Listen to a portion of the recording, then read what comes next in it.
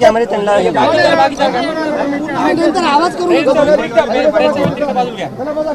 तर आज देशाच्या 80व्या स्वातंत्र्य दिवसानिमित्त मी माझ्या गावात मुळगावी संतूक पिंपरी इथे आले होतो आणि इथे येऊन मी शाळेची पाहणी केली। तर शाळेमध्ये जे आहे ते मुलांना बसायला बेंच नाही, सगळे मुलं खाली बसत आहेत। दुसरी पाण्याची सुविधा नाही आहे, मुलांना प्यायचं पाणी नाही आहे। तिसरी जी प्रॉब्लेम आहे ती जी आहे की बाथरूम घाण आहे, तिथं पाण्याची सुविधा बाथरूममध्ये वापरायचं पाणी नाही आहे। खिडक्या फुटलेल्या आहेत, त्या खिडक्यांना झाकण्यात आलेले उपमुख्यमंत्री एकनाथ शिंदेंच्या बॅनरने। तर ही अवस्था इथलची आहे। पण इथलचे जे सरपंच सर आहेत आणि इतर जे लोक आहेत ग्रामपंचायतचे, त्यांचा पूर्ण सहभाग आहे आणि ते म्हणतायत की आम्ही शाळा एका आठवड्याच्या आत ठीक करू ही। तर मी त्यांचे खूप खूप आभार व्यक्त करतो आणि याच प्रकारे ठीक होणार आहे। आपल्या सगळ्यांना एकत्र येऊन या शाळा ठीक कराव्या लागतील। जर आपण या देशातल्या शाळा ग्रामीण भागातल्या ठीक नाही केल्या तर आपण कधीही विकसित होऊ नाही शकत। कारण की देश जो आपला राहतो, भारत जो राहतो तो गावांमध्ये राहतो, तो ग्रामीण भागात राहतो आणि या ग्रामीण भागातले मुलं मुलीच या देशाचं खऱ्या अर्थाने भविष्य आहे आणि आपण त्यांना इग्नोर नाही करू शकत। तर मी सरपंच साहेबांचाही धन्यवाद मानतो की त्यांनी आज इतकं सहकार्य केलं आणि त्यांनी गॅरंटी दिली की ते एक आठवड्याच्या आत यातल्या बऱ्याचशा गोष्टी नीट करतील आणि त्याच्यामुळे मुलंही भरपूर खुश झालेले आहेत। तर आपल्याला अशाच प्रकारचं इंटेन्शन पाहिजे जिथं लोक तयार आहेत काम करायला। लोकांना काम करायचं आहे पण काही वरतून अडचणी असतात, वरतून निधी येत नसतो कधी कधी, किंवा वरतून हे जरी इथून गेले की शाळेत मला हे लागते, ब्युरोक्रॅटिक प्रोसेस इतका अवघड करून ठेवलेला आहे की हे तरी काय करतील। यांना जर बेंच, यांनी असं नाही की यांनी बेंच मागितले नसतील, यांनी मागितले असतील पण वरतून टेंडर नाही झालं, हे नाही झालं किंवा इथं अडकले तिथं अडकले। तर वरतून इतक्या सगळ्या अडथळे असतानाही जे सरपंच शाळा नीट करण्यासाठी प्रयत्न करतायत, मला त्यांचे आभार मानायचे। आणि यांच्यासोबत बाकी कुठल्या गावांमध्ये, तालुक्यांमध्ये, ग्रामपंचायतीमध्ये जे काही लोकांची असं इंटेन्शन आहे की सरकारी शाळा चांगल्या झाल्या पाहिजे, मी त्यांचे सगळ्यांचे आभार मानतो आणि मी त्यांना म्हणतोय की आपण जर सगळे आता एकत्र मिळून काम करू तर आपण नक्की शाळा चांगली करू। आणि सरपंच साहेब, मी तुम्हाला म्हणतोय ह्या 4-5 ज्या गोष्टी आपण बोललो ना, बरोबर, तुम्ही ह्या फक्त करा। पुढच्या आठवड्यात आपण परत प्रेस कॉन्फरन्स घेऊ आणि पुढच्या आठवड्यात आपण दाखवू की आपल्या गावातली शाळा कशी आहे। कॉकरोच जनता पार्टीचं जे पेज आहे ज्याच्यावर 25 मिलियन लोक फॉलो करतात, तिथं आपल्या गावाचं नाव जाईल, तुमचं नाव जाईल की तुम्ही शाळा नीट केली आहे। मी ग्रामपंचायतच्या वतीनं, गावकऱ्याच्या वतीनं तुम्हाला आश्वासन देतो की 8 दिवसात जे काही उणीव राहिलेले आहेत, एक तर ती शाळेचं नवीन बांधकाम झालेलं आहे, तिथं संरक्षण भिंत सुद्धा केलेली आहे, शौचालय सुद्धा आम्हाला जिल्हा परिषद मार्फत मिळालेलं आहे। परंतु जे काही उणीव आहेत, जे खाली जागा असल्यामुळे परकड्यासाठी विद्यार्थी खेळतात आणि ते खेळण्यामुळे दगड लागल्या ती काचा फुटलेल्या, त्या काचा आम्ही सुधारित करून देऊ। पाण्याची परमानंट 24 घंटे त्याची सुविधा आम्ही तिथे करून देऊ आणि शौचालय जे काही व्यवस्था असेल साफ स्वच्छता करण्याची ते तिथे देऊ। बोर वगैरे आम्ही तिथे घेतलेलाच आहे। ते ह्या ज्या काही उणीव आहेत 2-3 ज्या राहिलेल्या आहेत ह्या नक्कीच ग्रामपंचायतच्या वतीनं आणि गावकऱ्याच्या सहकार्यानं नक्कीच आम्ही ते काम पूर्ण करू असा आम्ही तुम्हाला शब्द देतो आणि तुम्हाला देतो म्हणजे आम्ही भारताला देतो। कारण की आमचं नाव संतूक पिंपरीचं एवढा मोठ्या उंचावर तुम्ही आज जागतिक लेवलला नेलेलं आहे, याचा आम्हाला सार्थ अभिमान आहे आणि तुमचं यश नक्कीच अजून तुम्हाला याच्यामध्ये यशमध्ये भरभराटी मिळो हीच आमची तुम्हाला शुभेच्छा आहे। अभिजित सर, सगळ्यात महत्त्वाचा प्रश्न आहे की जिल्हा परिषदेच्या शाळांतील शिक्षकांना शिक्षण सोडून 100 कामे लावल्या जातात। आत्ताचं काम आहे SRIचं। आता इथलचे मुख्याध्यापक 2 महिने झाले शाळेकडे आलेच नाही, बरोबर ना सरपंच? सरांनी मला ते सांगितलं की जर आम्हाला जर SIRच्या ड्युटीवर लावतील तर मग ते काय करतील। तर हे सगळं जर शिक्षण म्हणजे जे काही टीचर्स आहे, मला वाटतं टीचरचं फक्त एकच काम असलं पाहिजे, ते आहे मुलांना शिकवणं, मुलांना घडवणं। SIRसाठी तुमच्याकडे पैसा नाही का, दुसरे तुम्ही लोक लावा ना, त्याच्याने लोकांना रोजगारी भेटतील। देशात तशी बेरोजगारी खूप झाली आहे ना, तर SIRसाठी तुम्ही बाहेरून लोक हायर का नाही करत? टीचर्सला का तुम्ही SIRच्या कामावर लावतात? कारण की तुम्हाला पैसे वाचवायचे, फुकटमध्ये तुम्हाला काम करून घ्यायचं आहे ना, तुम्ही करा हायर। देशात एवढी बेरोजगारी ते SIRसाठी लावा। तर हा सगळा प्रकार थांबवला पाहिजे। टीचर्स ऑलरेडी खूप मेहनत करतात, ते पूर्ण दिवसभर शाळेत राहतात, एवढ्या सगळ्या मुलांना एकत्र सांभाळणं सोपं काम नसतं आणि त्याच्यात तुम्ही त्यांच्यावर अजून दुसरी ड्युटी लावताय। हे सगळं थांबवलं पाहिजे। टीचर्सला फक्त टीचिंगचंच काम दिलं पाहिजे, फक्त मुलांना शिकवण्याचं काम असलं पाहिजे। बाकीचे जे तुम्ही 12 भानगडी त्यांच्या मागे लावता ते नाही लावल्या पाहिजे। अभिजित सर, आज या अभियानाची सुरुवात हिंगोलीतून केली आहे। स्कूल ठीक करो, शाळा ठीक करा। हिंगोलीचा विषय जर पाहिला आपण तर हिंगोलीमध्ये जिल्ह्यामध्ये 2 जिल्हा परिषद शाळा बंद पडल्या आहेत आणि या सर्वांना धोरण जबाबदार आहे असं तुम्हाला वाटतं का स्थानिक प्रशासन जबाबदार असेल, काय तुम्हाला काय वाटतं? मला याच्या मागं वाटतं की जे सरकारचं धोरण आहे ते जबाबदार आहे. कारण की मागच्या 10 वर्षात तुम्ही हिंगोलीच्या 2 शाळा बोलले, मागच्या 10 वर्षात देशभरात 94,000पेक्षा जास्त सरकारी शाळा बंद पाडण्यात आल्या. ते एक धोरण आहे की सरकारी शाळा चांगल्या नाही करायच्या, सरकारी शाळा बंद पाडायच्या. त्याने होणार काय? सरकारी शाळांना फायदा होईल आणि त्याने होणार काय? प्रायव्हेट शाळांना फायदा होईल. आणि प्रायव्हेट शाळा कोणाच्या आहेत? देशभरातल्या प्रायव्हेट शाळा कोणाच्या आहे? कोण चालवतं? कोण? मग यांचेच मंत्री, यांचेच खासदार, यांचेच आमदार, यांच्याच सगळ्यांच्या प्रायव्हेट शाळा आहे. तर त्या शाळांना फायदा पोहोचावा म्हणून हे सरकारी शाळांची अवस्था खराब करतात आधी आणि त्यानंतर त्या सरकारी शाळांना बंद पाडतात. काय मागणी जिल्ह्यात आज जिल्ह्याचे पालकमंत्री आज इथं ध्वजारोहणासाठी आले आहेत आणि तुम्ही एका शाळेचा नमुना पाहिला. बऱ्याच ठिकाणी अशा शाळेची दुरावस्था आहे. शाळांच्या इमारतीची बऱ्याच ठिकाणी, शहरातील देखील काही शाळा आहेत जिल्हा परिषदच्या, त्यांची देखील इमारत दुरावस्था आहे. आज पालकमंत्री इथे आहेत, काय त्यांना आवाहन करायला, विनंती कराल शाळांसाठी? पालकमंत्र्यांना मला असं म्हणायचं आहे, देशाला आज आपल्या देशाला स्वातंत्र्य होऊन 80 वर्ष होतात. 80 वर्षानंतर म्हणजे ज्या देशाला 80 वर्ष झालेत, 80 वर्षानंतरही आपल्या देशातल्या शाळेत पाण्याची सुविधा नाही आहे. मुलांना बेंच बसायला नाही आहे, जमिनीवर बसावं लागते मुलांना. काय केलंय मग 80 वर्षात आपण? काय केलं तुम्ही इतके वर्ष सरकारमध्ये राहून? तुम्ही स्वतःसाठी, म्हणजे तुम्ही एकदा आमदारने निवडून आले, तुमचे बंगले होऊन जातात, तुमच्याकडे फॉर्च्युनर येऊन जातात, त्याच्यात तुम्ही मंत्री झाले तर तुमचे फार्म हाऊस होऊन जातात. पण ज्या शाळा आहेत त्या अजून खराब होत जातात. तर करता काय तुम्ही सरकारमध्ये सगळे बसून? 50 खोके एकदम ओके. या मुलांचं काय? यांच्या भविष्याचं काय? यांच्या भविष्यासाठी कोण काम करणार आहे? तुम्हाला यांच्यासाठीच निवडून आणलेले ना. ते सगळं सोडून तुम्ही एकदा जिंकून आले, तुमचे बंगले बांधतात, तुम्ही गाड्या घोड्या घेतात, तुमचे फार्म हाऊस तुम्ही बांधतात, तुम्ही तुमचं आयुष्य मस्त जगतायत. पण ज्या लोकांनी देशात आपल्या ज्या सगळ्यात जास्त वोटिंग होतं, ते वोटिंग कुठून होतं? शहरातून नाही होत. देशातला सगळ्यात जास्त वोटिंग ग्रामीण भागातून होतं. हे लोक का वोट करतात? कारण की यांना असं वाटतं की आमचं जे आयुष्य आहे ते सरकारच्याच हातात आहे, आमच्या जे मुलांचं भविष्य आहे ते सरकारच्याच हातात आहे. त्यामुळे ते तुम्हाला दिवसभर उन्हात राहून मतदान करतात. शहरातले लोक मतदान नाही करत जास्त, ते जातात 1-2 तास थांबतात आणि निघून जातात घरी की माझ्याकडून होणार नाही. पण हा शेतकरी, हा कामगार दिवसभर रांगेत उभा राहून तुम्हाला मतदान करतो, कारण की त्याच्या मुलाचं भविष्य तुमच्या हातात आहे. आणि त्याच्यासाठी तुम्ही करता काय? काहीच करत नाही तुम्ही. पाण्याची साधी सुविधा नाही आहे. काय केले आपण आपल्या देशात मग 80 वर्षात? नवीन PM हाऊस बांधले आपण, नवीन पार्लमेंट बांधली आहे, संसद नवीन बांधली आहे. तशात सरकारी शाळा का नवीन बांधण्यात येत नाही आपल्याकडून? तर हे धोरण बदललं पाहिजे. तुमचं जे काही सत्तेत असल्याचं जे तुम्ही आहे, तुमचं गाड्या घोड्या बंगले फार्म हाऊस, नवीन संसद, नवीन PM हाऊस, ते सगळं बंद पाडा, ते सगळं बंद करा. जे आधी करा ते सरकारी शाळा नीट करा ग्रामीण भागातल्या. तुम्हाला नवीन PM हाऊस भेटल्याने देशाची प्रगती होणार नाही आहे.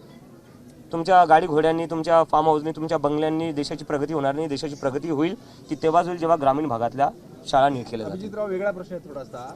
देशाला स्वातंत्र्य मिळून 80 वर्ष होत आहेत. तुम्ही इक्वेलिटीची गोष्ट करता, सर्वांनी इक्वेलिटी ठेवली पाहिजे. काल परवा जे आहे ते काँग्रेस पक्षाचे अध्यक्ष यांनी उत्तराखंड ठिकाणी सभा घेतली. त्यानंतर काही संघटनांनी ती जागा जी आहे ती विटंबना झाली असा दावा करत गंगाजळ शुद्धीकरण केलं. कसं बघता या सगळ्या गोष्टीकडे?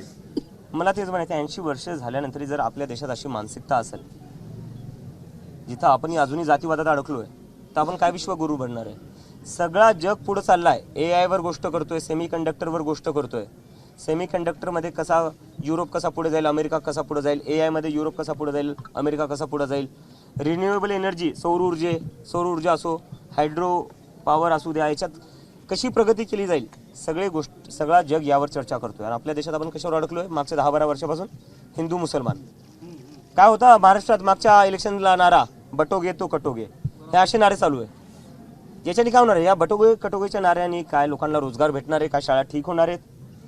जातीवादाने काय होणार? हे जे तुम्ही बोलता ते जातीवादाचं प्रकरण आहे. काय होणार आहे याच्याने? कोणाचं आयुष्य चांगलं होणार आहे? तर हे कुठं ना कुठं लोकांनाही समजलं पाहिजे. या भानगडीत पडू नका. तुम्हाला जे करायचं आहे ते शिक्षणावर काम करायचं आहे.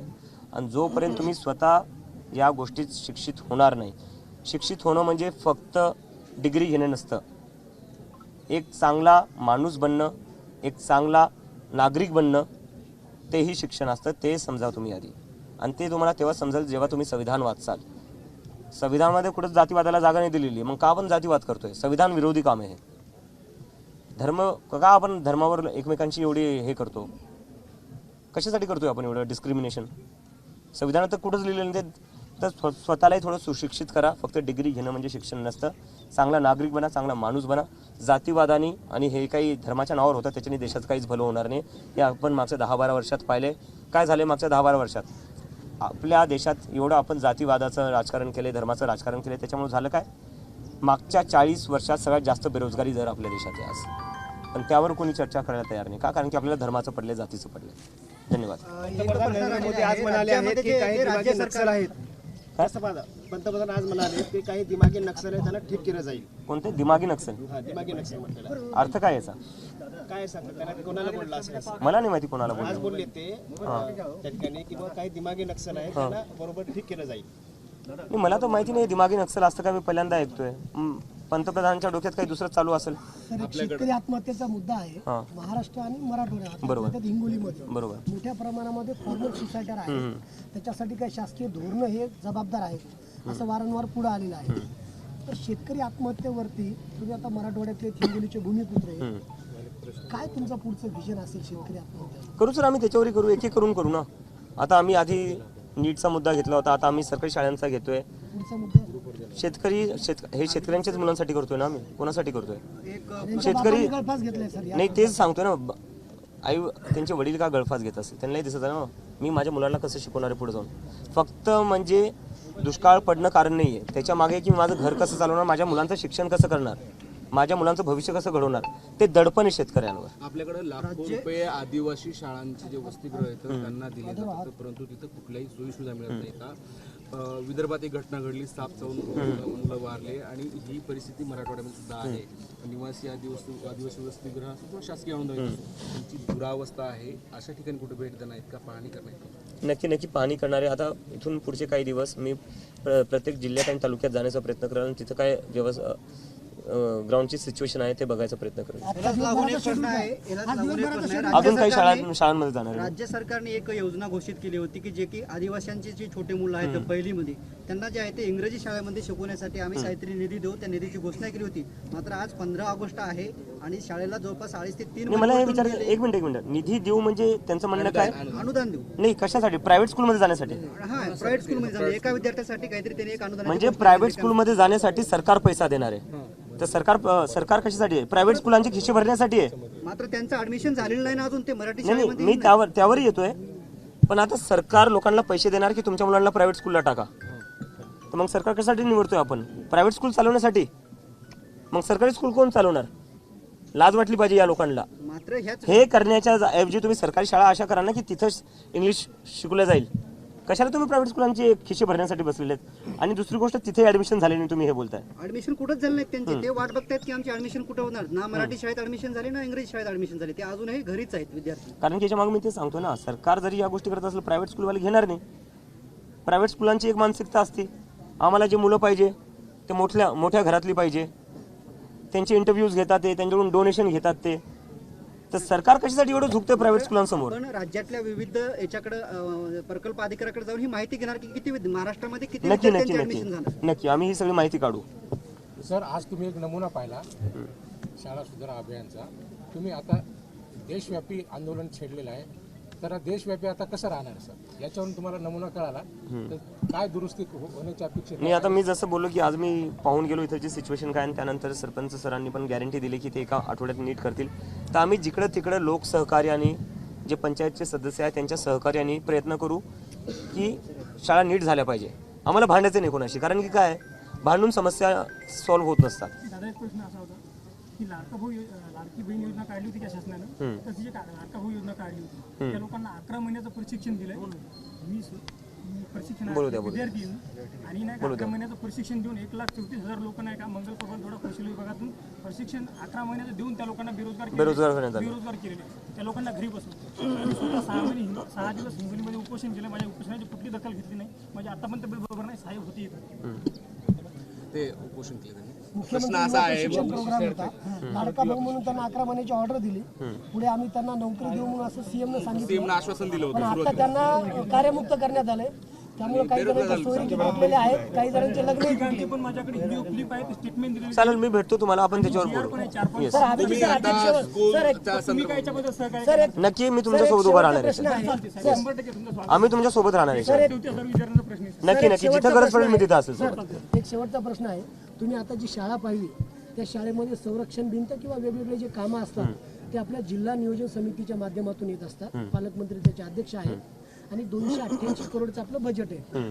पण आता कालपासून एक जिल्हा नियोजन समितीचं रेट कार्ड पुढे आलेलं आहे. संरक्षण भिंत पाहिजे असेल तर 10% द्या, जर विद्युतीकरण पाहिजे असेल पर्सेंटेजचा विषय करतो ते 18% द्या. आणि आता आज सकाळपर्यंत त्याची मीटिंग होत असते, 20% पैसे दिले तर तुम्हाला निधी देऊ असं या ठिकाणी सगळी ओरड आहे. तर यावरती तुमचं म्हणणं काय आहे? कारण जर 20% पर्सेंटेज द्यायचा, 18% GST आहे, 10% डिडक्शन आहे, 50-60% पैसे हे वाटप करण्यात जात आहेत, तर मग काम कसं करायचं? तर त्यामुळे कंत्राटदार अडचणीमध्ये आहेत, गाव पातळीवरचे सरपंच अडचणीमध्ये आहेत. आता सरपंच तुम्हाला नंतर खासगीमध्ये सांगतील, हा सगळा गंभीर विषय. तर याच्यावरती तुमचं मत काय? नाही, लूटमार होती त्याच्यामुळेच ही अवस्था आहे. एवढे लूटमार काय मग हे तुम्हाला काय वाटतंय? प्रायव्हेट प्लेनमध्ये कसं काय फिरतात हे सगळे? कसं काय फिरतात? कोणाचा पैसा आहे तो? आपलाच पैसा आहे. हे जे यांची आलिशान आयुष्य जगतायत, कोणाच्या पैशावर जगतायत? आपल्याच आयुष्यावर जगतायत. तुम्हाला काय वाटतं खरंच एका कोणी नगरसेवक जरी निवडून येलो त्याचा 5 वर्षांनंतर त्याचा बंगला पहा, तुम्ही त्याची गाडी पहा, कुठून येते ते? हे सगळं याच लूटमारीमधून येत आहे. आता मी बघत होतो इथलचे जे आमदार आहे त्यांचं काल येताना मी घर पाहिलं होतं, आश्चर्यचकित झालो मी. एवढं मोठं घर कुठून आलं? आमदाराची पगार किती असते तुम्ही सांगा मला? किती आमदाराची? 1 लाख. मग शाळा टेक करो ह्या उपक्रमाला आजपासून सुरुवात झाली देशात, झाली म्हणायचं. झाली, आजपासून सुरू झाली आहे. येस. पुढचं काय आपलं विजन असणार आहे? पुढचं कुठलं आंदोलन आहे? नाही, आधा सध्या तरी आम्ही याच्यावरच राहणार आहे आणि याच्यावरच आमचे जेवढे कार्यकर्ते आहेत देशभराचे कार्यकर्त्यांसोबतच जे पालक आहेत ते पालकही जातील शाळेत. आणि हा जो फॉर्म आहे, मला तुम्हाला फॉर्म दाखवायचा, हा आमचा फॉर्म असणार. हां तेच. किती प्रश्न आहेत त्या फॉर्म मध्ये?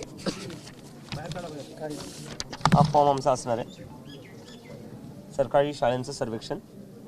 याच्यात काय, शाळेत 24 तास पाण्याचा सप्लाय आहे, लाईटचा सप्लाय आहे, बेंचेस आहेत का, मुलांना पुस्तकं भेटलेली आहेत का, मुलांना जेवायला भेटतं का, वेळेवर भेटतं का, हे सगळं याच्यावर आहे. तर असे फॉर्म आम्ही एकत्र करणार आहेत. आणि सरकारचा जो डेटा आहे की 99.3% शाळांमध्ये पाणी सप्लाय आहे देशभर, तो डेटा किती खरा आहे आणि किती खोटा नाही ते याच्यानंतर बघू आपण. काल आपल्या इथं आपले गाव आहे वडगाव म्हणून, इथे कळमनुरीमध्ये आहे, शाळा समितीच्या अध्यक्षाने अक्षरशः साडी नेसली त्या मुलानं, तरुणानं त्या, आणि डोक्यावरती कडेवरती हांडे घेऊन तो पाण्यासाठी आंदोलन केलं त्याने ग्रामपंचायत विद्यार्थ्यांना घेऊन, कारण शाळेत पाणी नव्हतं. आपल्या इथं वडगाव आहे. नाही, आता काय, ही एक रियालिटी आहे. त्या रियालिटीला समोर सरकारला जावं लागणार आहे.